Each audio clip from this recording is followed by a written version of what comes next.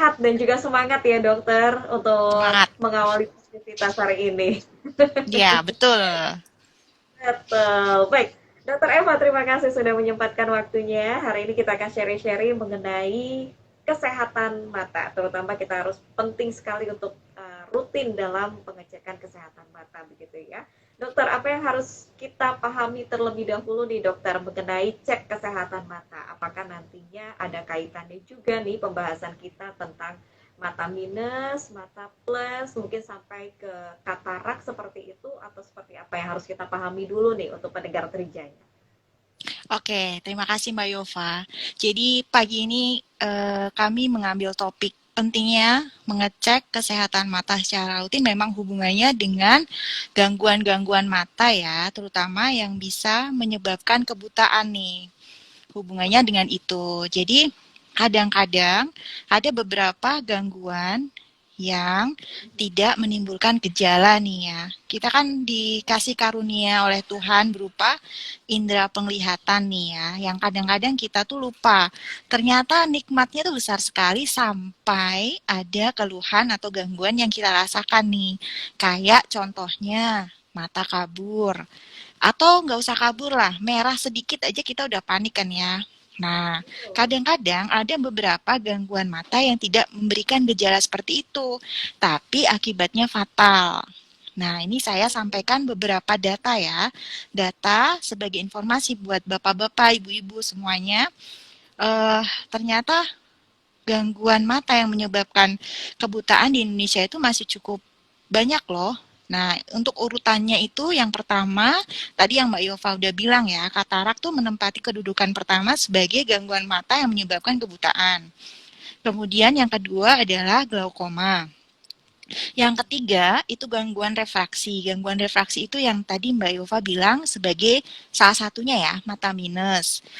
Sebenarnya gangguannya itu disebut kalau di masyarakat itu rabun jauh. Nah, koreksinya adalah dengan lensa minus, makanya sering disebut sebagai mata minus. Kemudian, setelah gangguan refraksi, ada gangguan retina. Retina itu adalah bagian yang banyak sarafnya di mata. Biasanya disebabkan karena bisa disebabkan karena penyakit lain. Salah satunya adalah diabetes atau penyakit gula. Nah, itu kadang-kadang nggak disadarin. Ternyata sudah memberikan komplikasi ke mata juga. Nah, itu mungkin data-data yang bisa bisa diketahui oleh masyarakat sebagai informasi. Ternyata banyak loh gangguan mata yang bisa menyebabkan kebutaan dan ada yang tidak menimbulkan gejala. Gitu Mbak Yova. Oke, baik. Nah, kalau sudah dilihat dari data-datanya tersebut, begitu ya, apalagi Mm-mm. juga sampai menimbulkan beberapa suatu kejadian yang mungkin lebih dari itu, ini membuat kita juga Mm-mm. harus semakin aware. Apalagi yang namanya penglihatan atau panca indera kita, terutama mata ini kan sangat penting sekali dan juga sangat riskan begitu ya, Iya, Dokter oh, Eva, benar. yang Penting sekali benar-benar deh. harus tetap kita jaga. Iya, betul. Oke, baik. Nah, ini pendengar Trijaya ya. Jadi memang tadi ada beberapa informasi dari Dokter Eva bahwa ada yang memiliki gangguan, ada juga yang tidak menimbulkan gangguan begitu ya. Tapi paling tidak Ya, kita semuanya tetap rutin mengecekkan kesehatan mata kita. Sebaiknya dalam tanda kutip rutinnya ini seperti apa sih dokter? Apakah ada jangka waktunya yang benar-benar harus diperhatikan begitu? kita lihat dari usia aja ya. Kalau usia bayi mungkin kita waspada kalau misalkan sudah mendapatkan curiga lah ya, curiga kok ini kayaknya nggak seperti yang normal gitu, itu langsung kita cekkan. Tapi kalau dari bayi anak-anak kita juga harus perhatikan kebiasaannya, melihat. Sekarang mungkin TV udah jarang ya, modelnya sekarang gadget ya. Kalau dulu itu TV itu bisa dijadikan salah satu apa namanya indikator. Jadi kalau anak-anak ngelihatnya udah mulai deket-deket TV terus, itu bisa jadikan salah satu tanda gitu-gitu. Terus anak-anak usia remaja, nah masuk ke usia dewasa produktif ya 40, 50. Nah, itu mungkin udah mulai kerasa tuh. Jadi sebaiknya kalau kontrol rutin itu setahun sekali untuk medical check up itu ideal ya. Jadi walaupun tidak ada gejala, kita sebaiknya eh, apa namanya memeriksakan apakah ada gangguan atau tidak. Nah, ini tadi kan saya bilang ada beberapa gangguan mata atau kelainan pada mata yang tidak menimbulkan gejala. Saya kasih contoh untuk yang paling yang paling mudah didapatkan di masyarakat itu gangguan refraksi ya, kelainan refraksi yang tadi yang ada contoh mata minus, terus miopia atau rabun dekat itu namanya hipermetrop atau astigmatisme itu yang sering disebut sebagai mata silinder.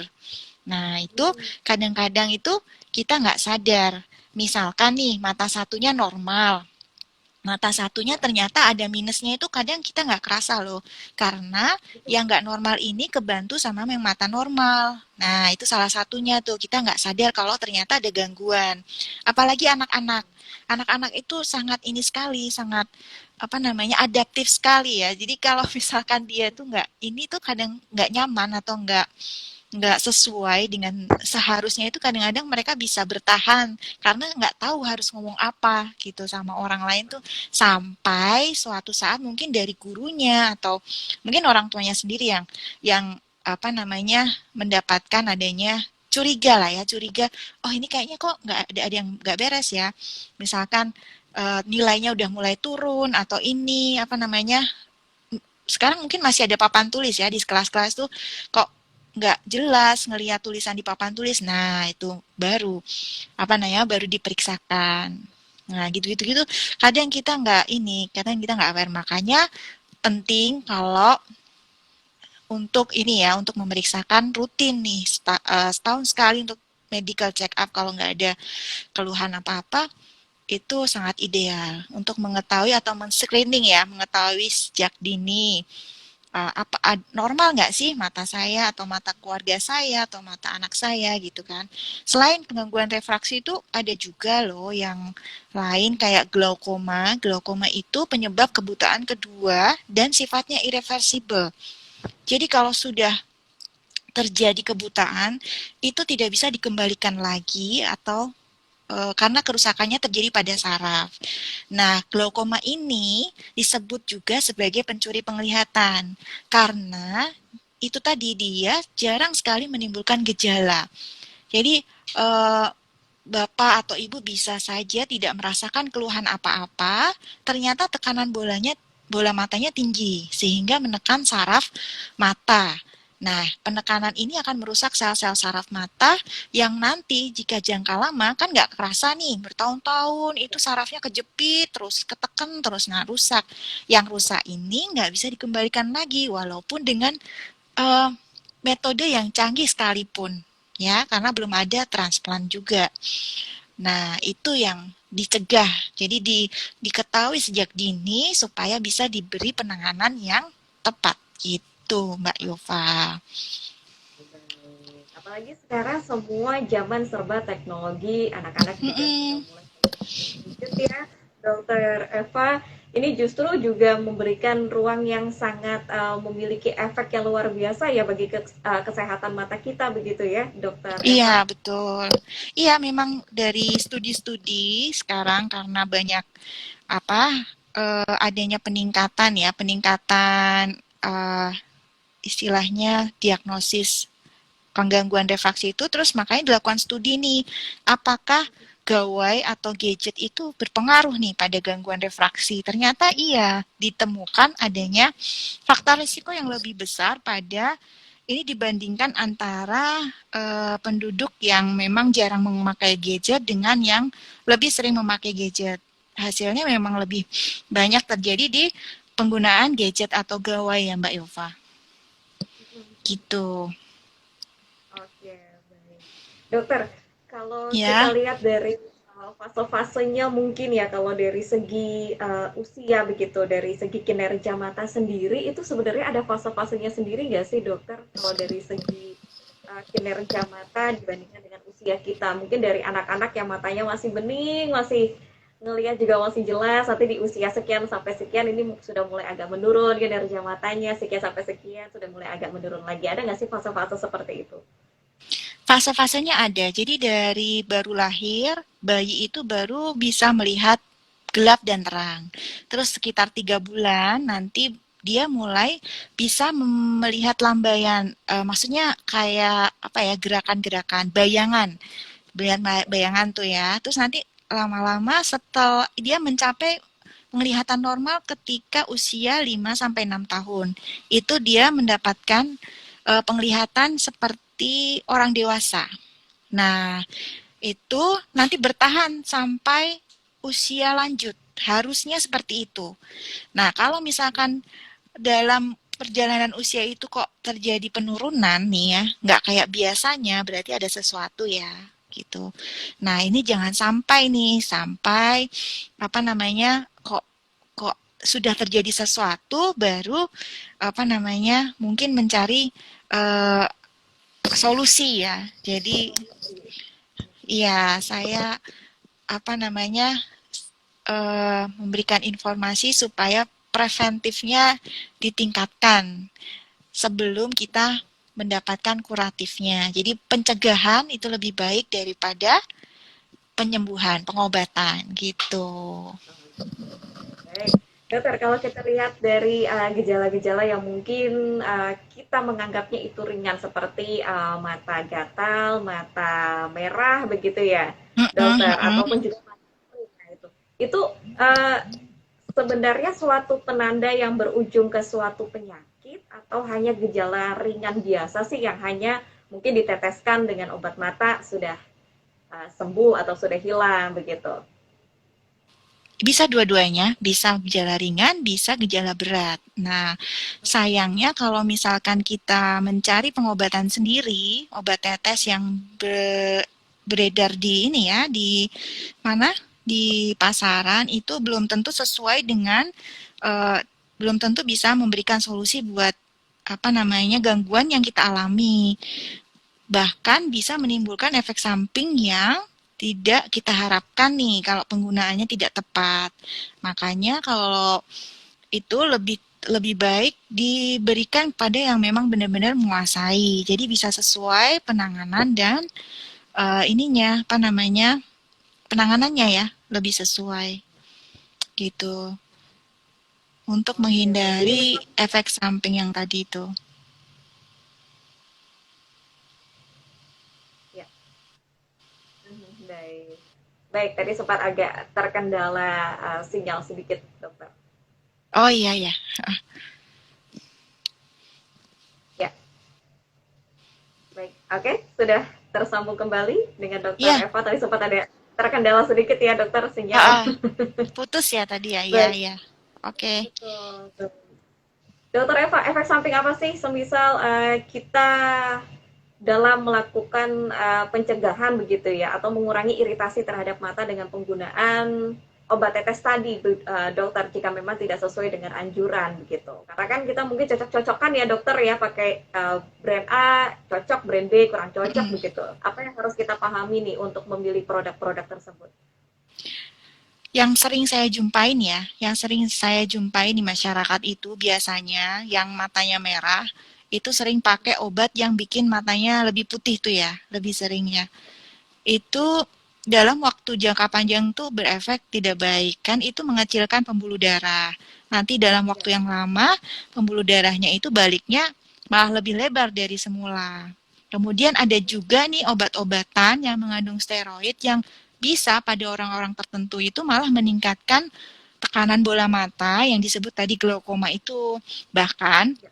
nanti efek akhirnya malah membuat kebutaan. Nah, itu yang sering apa namanya yang sering salah nih di masyarakat yang apa namanya mungkin agak meremehkan penggunaan tetes mata ya mungkin efek cepatnya nih efek dekatnya nih jangka dekatnya ini nyaman mungkin ya, wah matanya jadi bersih, jadi apa namanya, jadi bagus, jadi merahnya hilang, tapi harus kita, nah besok kalau merah lagi nih pakai lagi nih, terus terus kayak gitu berlangsung lama, jadi belum dapatkan informasi yang bagus kan, yang tepat.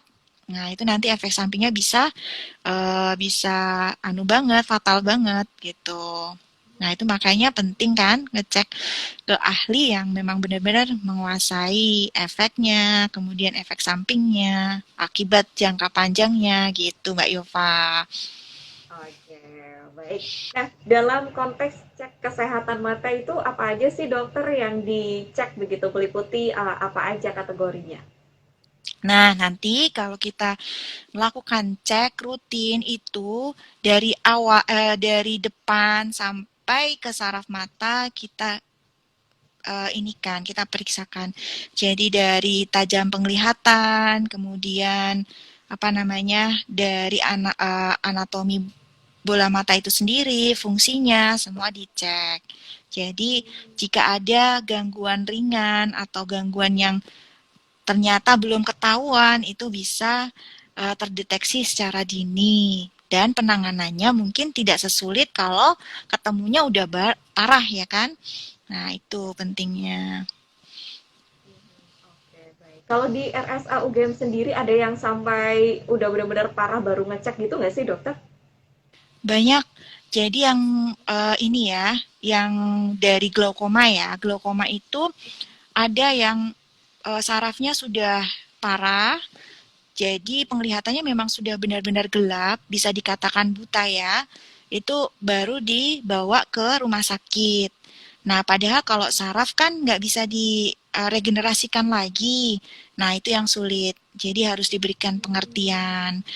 Kita tidak menyalahkan, tapi kita memberikan pengertian dan informasi. Kalau misalkan masih ada masih satu, alhamdulillah kita dikasih dua ya Mbak ya. Jadi misalkan ada satu yang gangguan, Betul. satunya mungkin masih bisa bantu. Nah itu kita kita berikan edukasi supaya jangan sampai terjadi lagi buat mata yang satu. Tapi kalau udah terjadi dua-duanya, ya kita berikan edukasi buat keluarganya.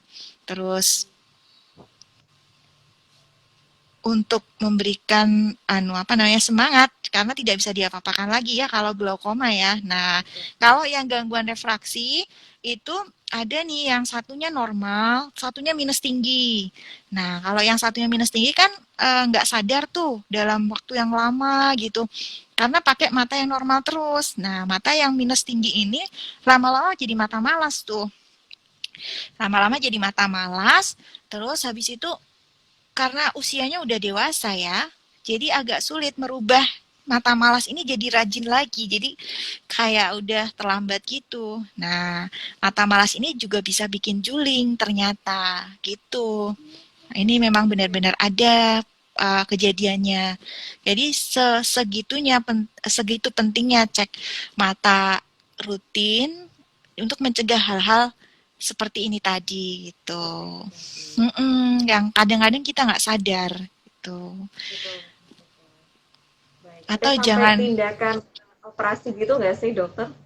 kalau operasi ada ya untuk kasus-kasus tertentu kayak untuk mengatasi katarak itu memang tindakannya surgery atau operasi pilihannya karena belum ada obat tetes yang bisa eh, menjernihkan lensa lagi.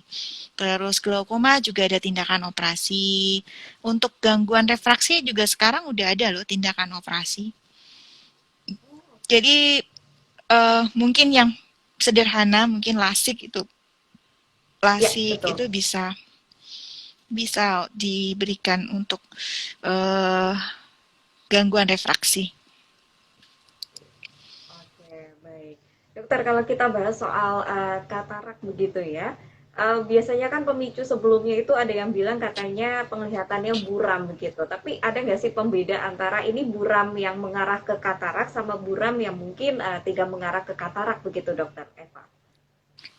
Buramnya katarak itu khasnya dia munculnya perlahan-lahan, nggak mungkin mendadak. Jadi katarak itu ada fasenya, fase katarak itu kekeruhan pada lensa. Nah, keruhnya itu apa namanya pelan-pelan. Berapa persen dari seluruh lensa kemudian baru nanti 100% keruh semua. Nah, itu butuh waktu perlahan-lahan.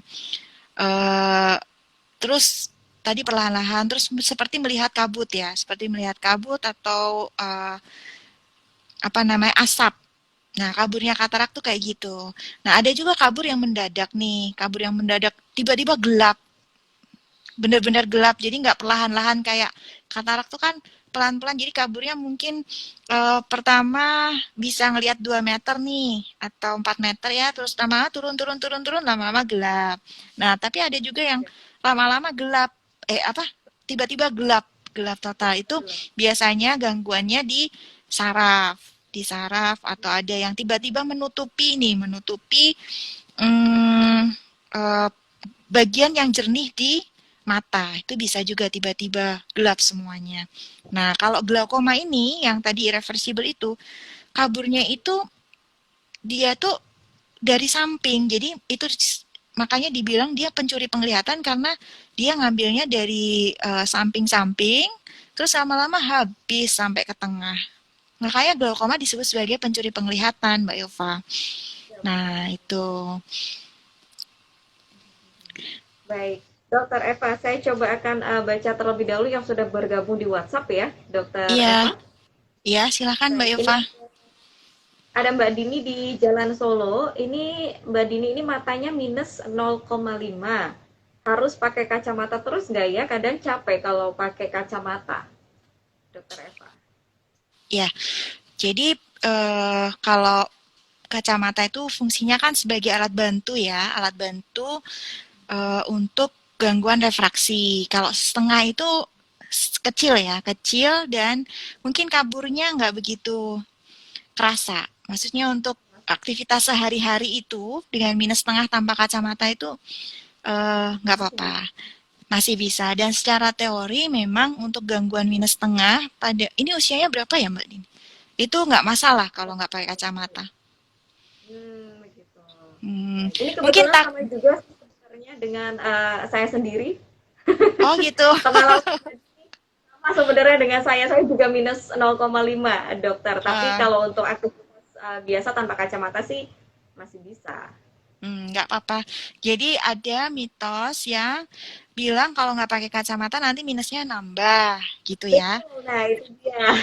Ya, ya memang ada teori yang menyebutkan kalau pada gangguan rabun jauh atau miopia itu tidak dikoreksi dengan baik akan memicu progresivitas. Tapi tidak semuanya memang. Ada kasus-kasus tertentu ya. Pada anak-anak, pada minus yang memang memang dari awalnya tuh progresif gitu. Itu ada teorinya, tapi tidak semua. Kalau yang kasus ini tenang aja, nggak apa-apa yang setengah itu. Tapi ada baiknya nanti tetap dicek karena kadang-kadang nggak kerasa setengah itu jadi berapa gitu. Gitu. Perubahan itu memang bukan semata-mata disebabkan karena nggak pakai kacamata loh. Karena pertumbuhan bola mata sendiri yang memang otomatis masih berjalan prosesnya atau memang lingkungan kayak gadget gitu-gitu. Jadi penglihatan dekat yang zaman sekarang nih dari laptop, terus HP, apalagi ya tab itu semuanya berpengaruh ternyata pada gangguan refraksi. Oke, baik. Jadi memang sebenarnya untuk Anda yang mungkin bermata minus 0,5 seperti Mbak Dini dan juga saya khususnya begitu ya, Hmm, Dokter F sekaligus hmm, menjawab juga. Tidak apa-apa kalau tidak menggunakan kacamata begitu ya. Mungkin digunakan pada saat tertentu-tertentu saja, semisal ingin mengendarai sepeda motor mungkin ya dokter ya, karena untuk kan melihat jarak jauh juga mungkin agak sedikit kabur begitu ya dokter ya. Jadi ini iya betul. bisa pergunakan. Tapi saya ada cerita nih dokter, saya juga punya teman begitu ya. Dia uh, plus dia plus 0,5 begitu.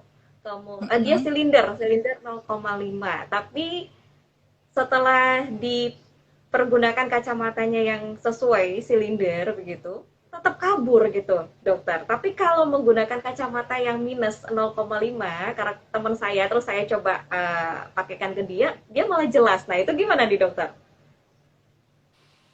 Berarti kacamatanya nggak pas ya, jadi harus dikoreksi ulang. Oh, gitu. Dia harus dikoreksi ulang. Mungkin, jadi untuk koreksi kacamata itu memang nggak semua tempat bisa. Ada standar jaraknya, kemudian alatnya itu juga juga apa namanya tertentu, ada standarnya. Kadang-kadang bisa overkoreksi itu koreksinya yang berlebihan atau Hmm, memang kurang, kurang di bawah gitu. Jadi harus dilihat dulu koreksinya gimana, terus apakah sudah lama juga, terus aktivitasnya ngapain aja, gitu juga pengaruhnya banyak ya. Tuh, jadi harus ya, dicek lagi. Mm-mm. siap. Baik, terima kasih. Kita ke WhatsApp lagi, ada Mas Rudi di Bantul. Adakah mata yang benar-benar bermasalah karena usia, bukan karena pola hidup, Dokter Eva? Oh, terima kasih Mas Rudi atas pertanyaannya. Jadi ada penyakit mata yang disebabkan anak usia. Jadi penurunan fungsi di mata itu ada yang namanya makula itu saraf pusat pusat penglihatannya. Salah satu pusat penglihatan di retina itu dipengaruhi usia. Jadi pada usia 50 itu mulai menurun. Kemudian mengganggu penglihatan, menyebabkan kabur, itu ada. Tapi memang tidak bisa kelihatan dari depan, nggak bisa nampak.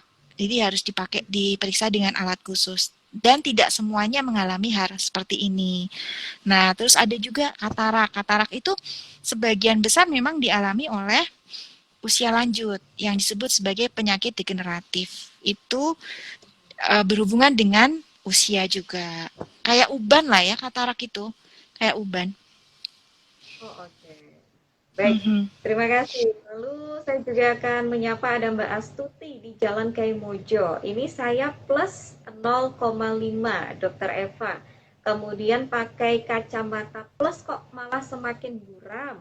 Tapi kalau pakai kacamata minus malah jelas. Sudah dicek sampai 2 kali dan beda optik. Ini ngeceknya di optik ya hasilnya tapi tetap plus 0,5. Ini sebenarnya sama sih dengan kejadian teman saya, tapi mungkin bisa disampaikan kembali dokter dengan kejadian seperti ini. Hmm, jadi eh mungkin ya untuk beberapa tempat itu ngecek gangguan refraksi itu hanya menggunakan alat yang namanya autoref itu loh yang otomatis yang kita disuruh lihat gambar terus nanti kayak Tulis. diukur ini minus berapa.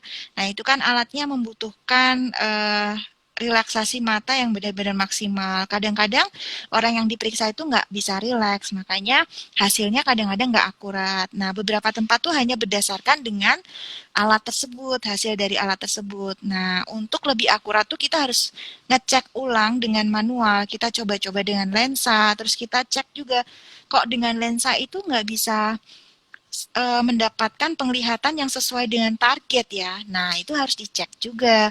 Apakah ada sesuatu nih yang menyebabkan kok pandangannya nggak bisa maksimal. Nah, itu pentingnya, lagi-lagi ya, nih pentingnya cek kesehatan mata ke tempat yang memang sesuai gitu, Mbak Yova. Oh, baik. Nah, kalau untuk pengecekan mata sederhana seperti plus, minus, silinder di RSA UGM, seperti apa nih alat-alatnya dokter Eva kalau boleh kita tahu gitu? Ya, kalau di RSA itu tersedia tadi yang namanya alat autoref, tersedia juga alat manual.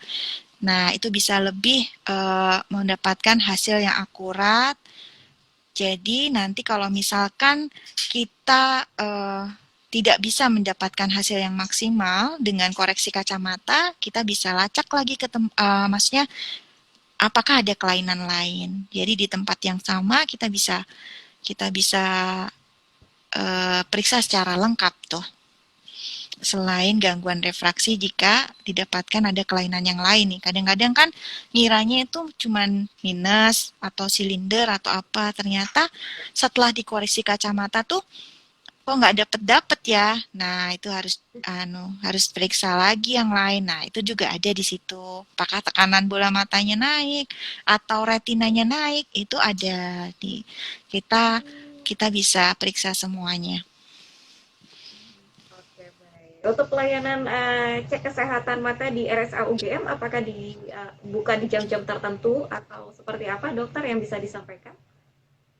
Nah, kalau pelayanannya kita buka tiap hari dari Senin sampai Jumat, Mbak Yova. Ya. Pagi dari jam 8 sampai jam 12, jam 1.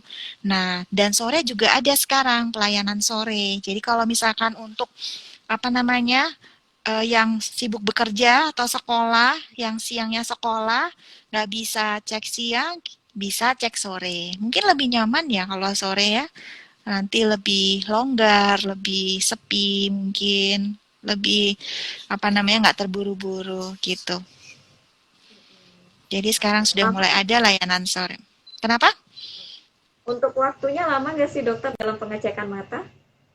Pengecekan mata kalau dibilang lama enggak ya. Mungkin 15 menit udah paling lama tuh Mbak Yova. Paling lama ya waktunya hanya 15 menit saja begitu. Iya. Oke, nanti bisa langsung untuk Anda yang ingin mengecek kesehatan mata nanti bisa langsung ke RSA UGM. Untuk lokasi pasnya di mana nih dokter? Pusatnya. eh, RSUGM itu ada di Keronggahan. Jadi Jalan Kabupaten, perempatan Ring Road. Nah, itu di Hmm. situ ada rumah sakit UGM. Oke, baik. Kalau untuk pusat dalam pengecekan kesehatan matanya ada di Ada di bagian mana? Rawat Jalan Polimata, Sadewa 2. Di situ nanti ada 3 dokter nih. Ada dok saya, ada dokter Yoga, dokter Wiwin. Beliau-beliau juga sudah uh, jadi punya keahlian lagi loh selain dokter mata, ahli retina dan ahli kornea. Jadi kalau mau tanya-tanya tentang transplantasi kornea juga ada loh di sini. Oh, lengkap ya dokter ya, Iya, semuanya ada di iya, sini. iya. Oke, baik. Nanti bisa langsung datang aja ke RSA UGM di hari Senin sampai Jumat di jam pagi ada, siang ada, dan juga sore juga ada ya, dokter. Sore Nanti bisa ada. diakses di Iya, nanti websitenya bisa di di webnya. Betul. Betul. Baik, dokter, ini saya juga akan bacakan kembali yang sudah bergabung. Ada Mas Agung di kawasan Berbah Sleman. Ini katanya pernah ngeliat anak TK sudah pakai kacamata. Nah, itu penyebabnya seperti apa? Apakah dari lahir sudah didiagnosis atau seperti apa? Ya, jadi eh ini gangguan refraksi ya. Mungkin yang dimaksud gangguan refraksi itu bisa juga dialami oleh anak yang masih kecil juga. Penyebab terbesar dari gangguan refraksi itu memang genetik. Jadi memang gennya itu sudah memprogram bola matanya mungkin lebih panjang yang menyebabkan rabun jauh atau mata minus, atau lebih kecil yang menyebabkan rabun dekat atau pakai plus itu, atau kurang rata di kacanya bisa menimbulkan astigmat yang disebut sebagai mata silinder. Nah, itu memang bisa dari kecil. Bisa dari di bawah usia sekolah pun kita bisa deteksi.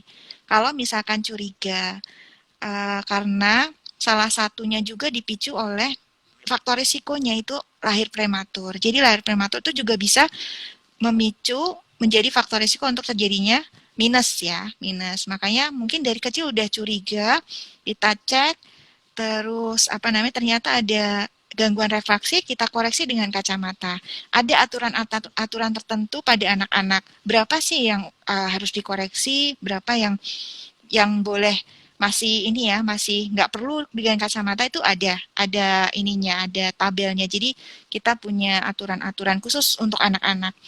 Nah, sedini mungkin kalau ada gangguan minus, tadi itu plus atau silinder tuh diketahui itu baik banget. Jadi anak-anak sudah mendapatkan memori yang bagus nih. Oh, yang lihat deket tuh kayak gini, yang bener tuh kayak gini gitu.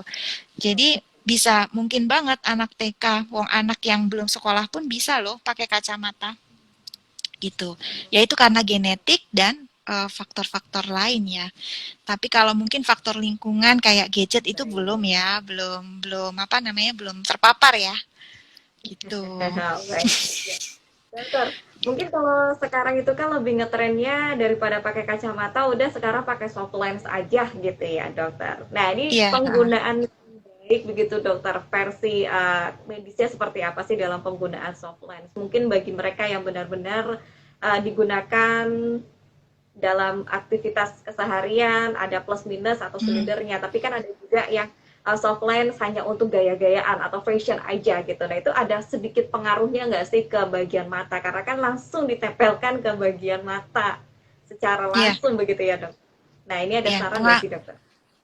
Pengaruhnya banyak banget. Oh iya, makasih Mbak Yova. Ini juga informasi ya buat masyarakat ya, pengguna Softland nih. Jadi ada beberapa kasus yang memang untuk penggunaan kacamata tuh nggak bisa ya. Contohnya nih, mata yang kanan dan kiri tuh bedanya besar. Misalkan yang kanan minusnya 2, yang kiri minusnya 6. Kan bedanya 4. Kalau pakai kacamata tuh nggak nyaman banget, pusing rasanya. Nah, alternatifnya pasanglah softland.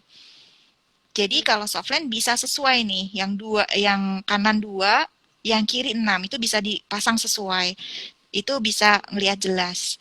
Nah, penggunaan softland itu eh, yang perlu diperhatikan adalah karena softland itu menutup bagian kornea, itu yang kornea itu yang hitam-hitam ini ya.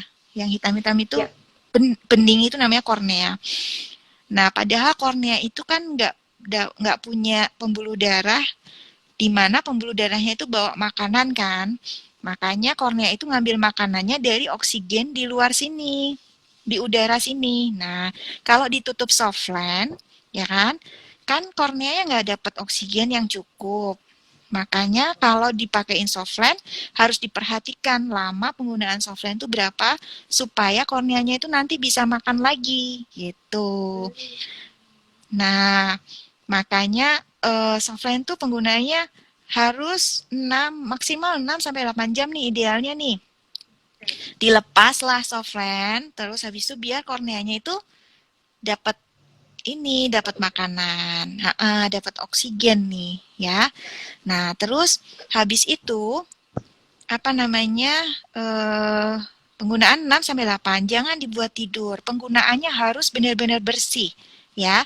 Karena kalau nggak bersih itu bisa ada mikroorganisme yang patogen yang merugikan itu mungkin terjebak di bawah softline nempel di bagian situlah dalam waktu yang lama terus menginvasi jadi infeksi padahal bagian itu tuh susah banget sembuh kalau infeksi karena nggak ada pembuluh darahnya loh ya harus ya, diperhatikan itu bagi pengguna softline banyak loh kasus pengguna softline yang kurang perhatikan itu artinya nekat ya maksudnya nggak apa-apa lah kemarin aku pakai 8 jam juga paling cuman merah-merah sedikit terus habis itu besoknya besoknya balik boleh lah. lagi. Nah, itu yang bikin apa namanya nekat. Ya, pas itu kebetulan masih aman ya, masih ada ini. Nah, tapi nggak tahu loh dalam jangka. Tapi softline itu sebenarnya bukan maksudnya wah bahaya pakai softline. Enggak, asalkan tahu aturannya. Kalau kira-kira Betul. nggak kalau kira-kira nggak bisa, misalkan tempat kerjanya itu nggak memungkinkan nih ya, kok kayaknya tuh tempat kerjaku kayaknya nggak bisa dia pakai solvent nggak usah jadi mendingan nggak usah karena nanti kalau udah infeksi tuh berat banget banyak kasus-kasus infeksi karena solvent yang harus transplantasi kornea itu kasusnya nggak sedikit nah ada juga nih ya itu softline kan masuk ke dalam kontak lens yang soft, yang lembut, yang empuk ya. Ada yang hard. Hard ini Mm-mm. lebih lebih misalkan lebih memungkinkan nih untuk orang yang kira-kira tuh nggak bisa lepas pasang softland karena dia bisa menampung oksigen. Jadi kornea itu ketutup nggak apa-apa gitu Mbak Yova. Cuman Oke. karena hard dia agak ganjel, nggak nyaman. Cuman ya mungkin Ya. ada anu ya, ada solusinya ya. Mungkin nanti adaptasi atau dikasih pelumas juga bisa. Nah, itu alternatif lain nih untuk pengguna softline yang kira-kira nggak bisa pengguna kontak lens yang kira-kira nggak bisa itu apa namanya ngelepas pasang ngelepas pasang terus terus kalau misalkan sering ketiduran nih ya, yang agak parah. Oh iya, untuk yang Ya, punya riwayat alergi itu juga ini loh, juga agak pengaruh. bermasalah menggunakan softline tuh agak bermasalah. Pertama karena softline tuh mungkin benda asing ya, benda asing yang buat orang lain tuh bisa cepat dikenalin, tapi untuk yang ada riwayat alergi ini anu banget ini, mengganggu nih. Jadi kalau ada riwayat alergi itu kan sensitif banget ya. Ada sesuatu yang kira-kira orang baru nih langsung diserang gitu. Nah ini nih softline nih juga bisa bisa jadi ini nih jadi musuh baru buat anu alergi. Itu harus diperhatikan. Jadi kira-kira kalau nggak ini langsung aja ganti yang lain aja. Itu untuk penggunaan iya ini penting banget nih untuk masyarakat biar hati-hati. Sebenarnya bukan larangan tapi harus diperhatikan apa namanya tata Cara caranya ya, penggunaannya. supaya tidak menimbulkan efek samping yang membahayakan.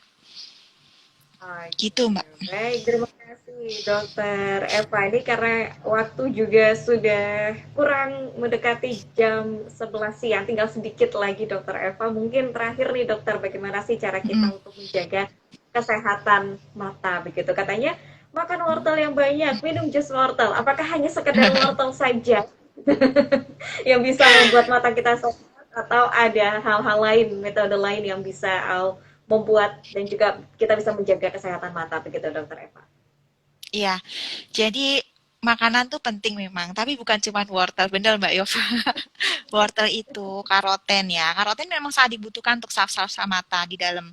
Itu penting, tapi bukannya terus melulu itu itu ya. Jadi ada faktor-faktor lain kayak apa namanya antioksidan lain juga banyak loh yang warna-warnanya cerah itu penting. Sekarang sudah mulai pola hidup sehat digalakkan itu dari makanan.